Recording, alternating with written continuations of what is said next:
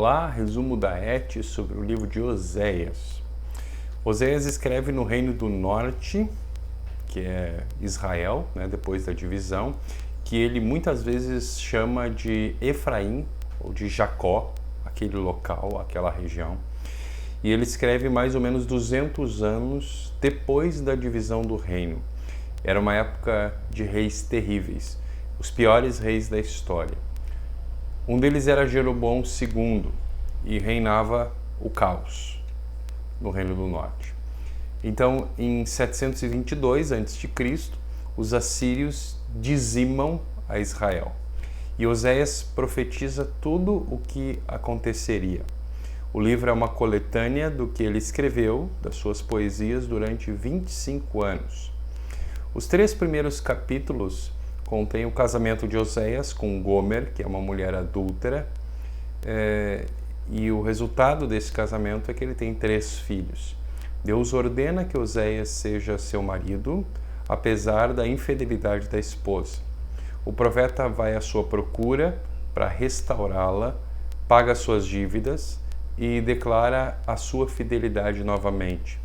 Deus diz que isso são símbolos proféticos que contam a respeito do relacionamento de Deus com o seu povo. Deus tinha todas as razões para se divorciar de Israel, mas ao invés disso ele renova a sua aliança. E qual é a razão? Por causa do seu amor, por causa da sua compaixão, por causa da sua fidelidade.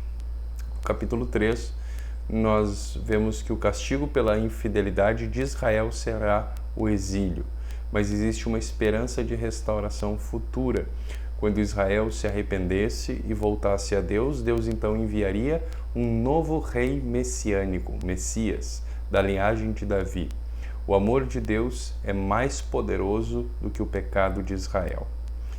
Nos capítulos 4 até 11, nós temos acusações e avisos para Israel. E o trecho termina com um poema cheio de esperança, assim como o último trecho do livro. Até o capítulo 10, Oséias aponta para causas e efeitos da infidelidade de Israel. O povo de Deus não conhece Deus. Oséias então denuncia a hipocrisia do culto de Israel. Tudo estava aparentemente bem, mas para Deus não estava. Louvor a Deus e a outros deuses aconteciam ao mesmo tempo, isso a gente chama de sincretismo, e Israel estava confiando nas suas alianças políticas e logo então a Síria tomaria a Israel e a Samaria, que era a sua capital. Nos capítulos 12 a 14, nós temos mais acusações e avisos. Oséias olha para a história de Israel e lembra que esse povo foi infiel desde o início. A mentira de Jacó para o seu pai para ganhar a bênção de Isaac é um exemplo disso. A murmuração de Israel no deserto é outro exemplo. A denúncia que Samuel faz do rei Saul é outro. E o Oséias parece nos mostrar que algumas coisas nunca mudam, entre elas esse caráter do povo de Israel.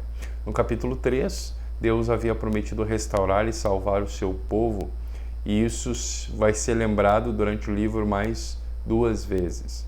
Por isso, no capítulo 11, nós temos uma poesia onde Deus é um pai amoroso que cuida do seu filho e que compartilha tudo com ele, mas o seu filho cresce e se rebela contra o seu pai, tira vantagem da generosidade do seu pai. E o pai fica então irado, depois triste e finalmente perdoa o filho. E a mensagem aqui do Oséias é que a ira de Deus não é a sua palavra final.